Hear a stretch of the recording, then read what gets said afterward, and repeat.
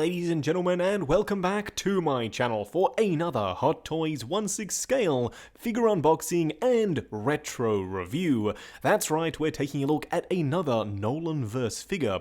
This one is a little bit special. This is the Toyfair exclusive Batsuit Begins version. Basically, it's Batman from Batman Begins, but it does have the harness, the balaclava, and the Bruce Wayne head sculpt to recreate the first night out look.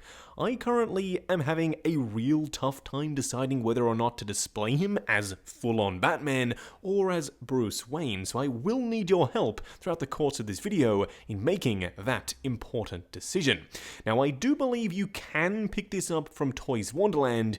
It will be pricey. It's an older release. I have warned you, the price will be rather steep, so do bear that in mind. Also, if you really do like seeing Hot Toys and third-party content, why not hit that subscribe and bell notification icon so you're notified as soon as brand new content goes live on the channel. What we are going to do now, though, is get the box laying flat in the light box and do the unboxing. And here, of course, we have the box art. It is relatively understated, and I personally really like that. You can see the Batman Begins chest and also the harness over the top. It's not just an image, though, it's a 3D beveled effect, so you can feel it over the top. Sideshow exclusive sticker, and just some legal information on the back. Now, on the inside slip, no artwork, unfortunately, just the Nolanverse Batman Trilogy logo and the cast and crew responsible. Now, I'm not exactly sure why back in the day they opted to have two separate pieces of plastic covering the figure himself. It was quite peculiar to me, and it still is. You have this outer shell, then you have a second shell over the top. It definitely does seem like overkill. Luckily, nowadays, they've shied away from that. But here we have the figure himself, fully decked out, wearing his harness and Bruce Wayne head sculpt. And first impressions are pretty darn positive. This being a later version of the Batman Begins suit has some upgrades over the previous renditions, but we'll touch on that a little bit later in the video. Now, you can see he comes with not one, but two trays of accessories. So what we are going to do now is get all of this stuff laid out in the light box and take a closer look at everything he comes with. And here we have all of the accessories that come with Batman. Now, you do get a fairly decent array of pieces, and they can be used to create two different looks, the entire gimmick of this figure. We'll touch on that more a little bit later on. Now, you can see he does come with an oval style display base. You know you're doing a retro review when you pull one of these out of the box. Batman Begins logo, then this weirdness on the front here. I much would have rather it just say Batman rather than Batman Bruce Wayne Batsuit Begins version. Overly long and not entirely necessary.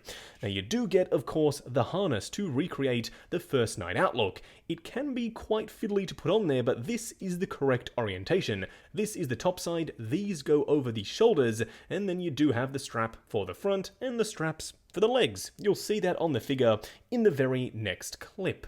Now, I've already taken the liberty of installing the balaclava on the Bruce Wayne head sculpt, but if you do leave that on there for a prolonged period of time, you will potentially see some staining on this otherwise pretty fantastic sculpt.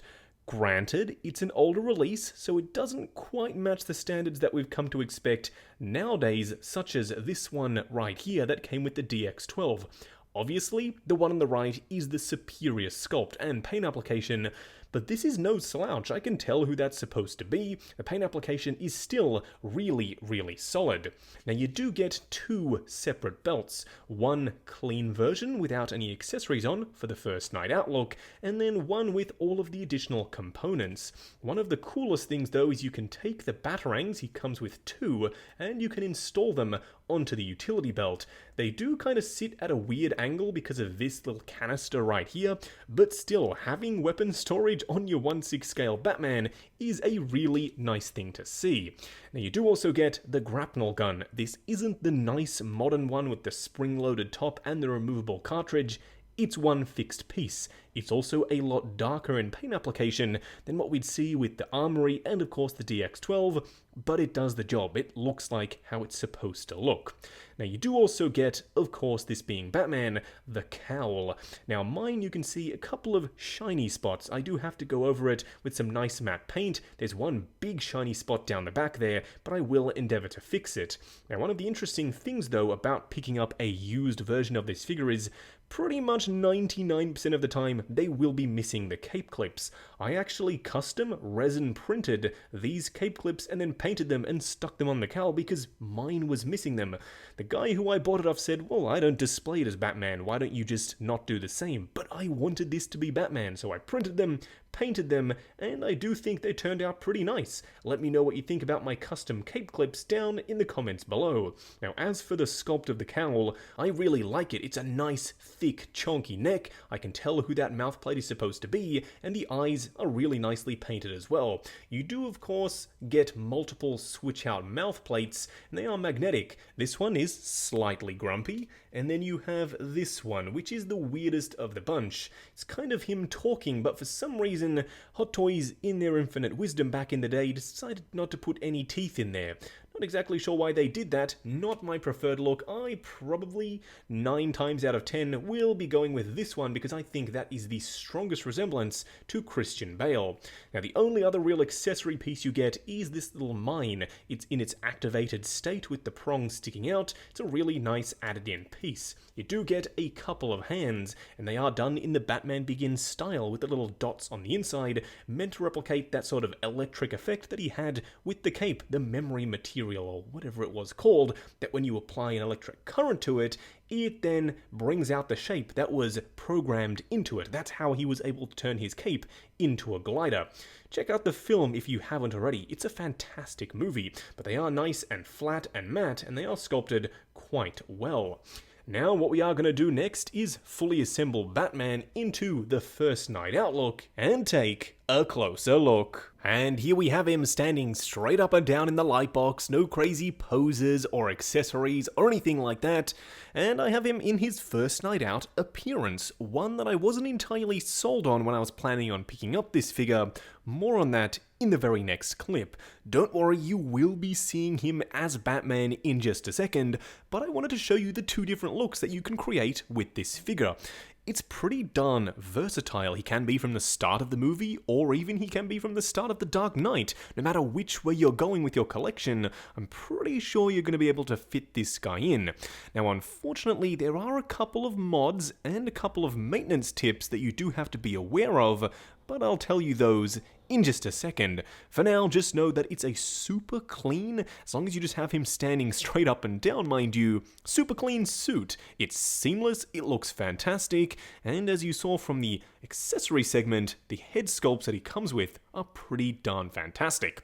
What we are going to do now, though, is take him off the rotating turntable, punch in, and take a closer look at the details. And here we have him up close and personal. Initially, when I was first picking this guy up, I thought I wasn't going to go for the Bruce Wayne look. It's not my preferred look for Batman Begins. Obviously, I want him decked out in the full-on Batman appearance. But now, seeing this in hand, with how good the sculpt is and how nicely the harness does fit over the outfit, I kinda want to keep him this way. I may have to pick up a second one. Now, I know you've already seen the Bruce Wayne head sculpt, but at least now you can see what it looks like on the body. I think that potentially the neck could be slightly too long, but don't worry, as soon as you pop the Batman cowl on there, it completely eliminates that issue. Now you can see the harness does nicely attach to the suit. It literally just sits over the top. You do have to thread some of these buckles through, which can be a bit of a chore, but trust me, take your time with it and you will be perfectly fine. Now, some people have been picking this figure up recently, and they've been picking up used, which is totally fine. I often pick up used figures as well, but in the cleaning and restoration of the suits, they are making a few fatal errors. First of all, what I personally recommend doing is taking either a lint roller or some sticky tape and going over the entire thing. That will pick up any dust and grime on the surface.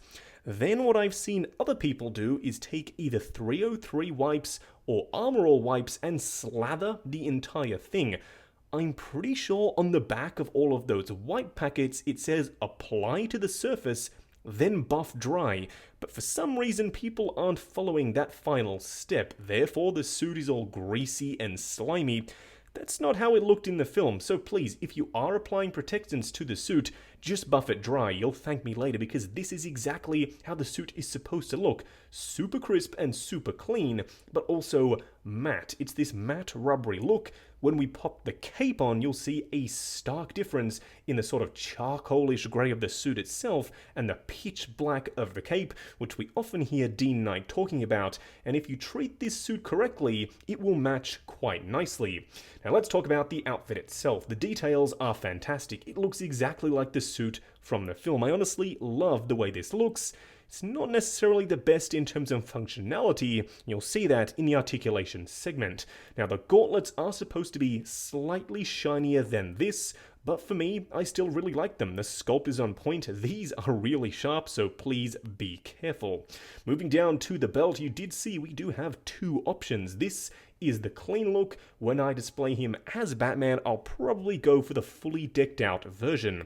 Now moving down to the legs, these knee pads are separate pieces, but they are a solid plastic. So do be careful not to pull them off, they are a little bit flimsy feeling.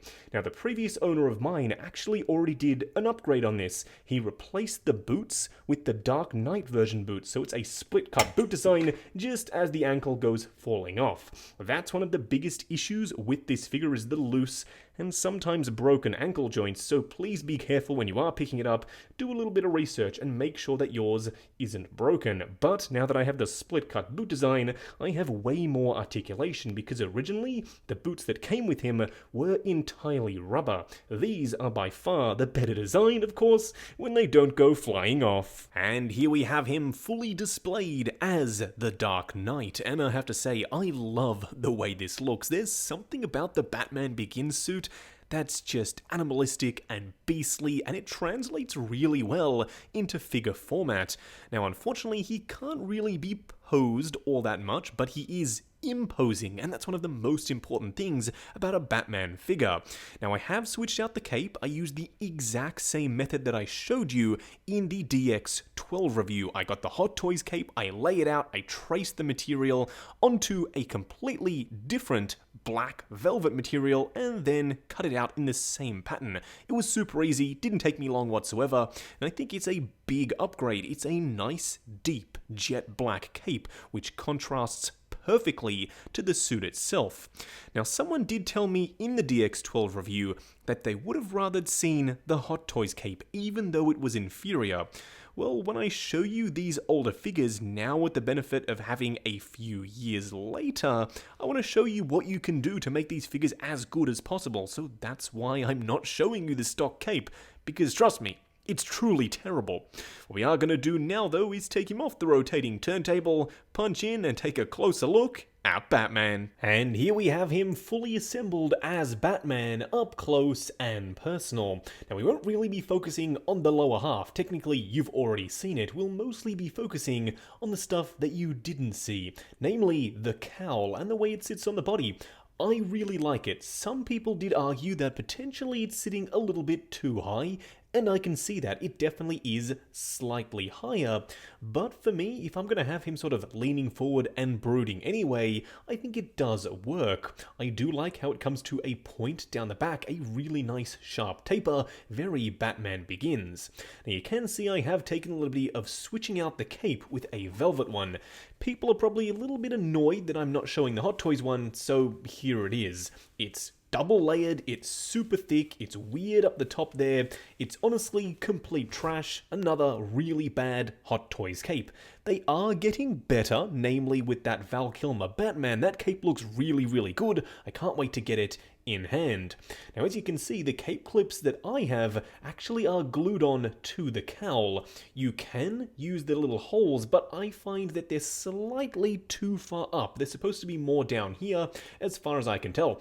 I did check with the expert, Dean Knight, and he said my placement was about right. Now, as for the torso, most of this stuff was covered up by the harness. Now, you can see the Bat logo and this exceptional chest detail, but overall, I'm still undecided as to whether or not I'm going to be displaying him like this or as the First Night Out look, but seeing him with the full cape and cowl kind of is starting to sway me because this is a truly awesome look. Now for a quick side-by-side comparison, here we have the DX12 wearing the Armory head sculpt and the custom cape on the right, and the Batman Begins Batman on the left.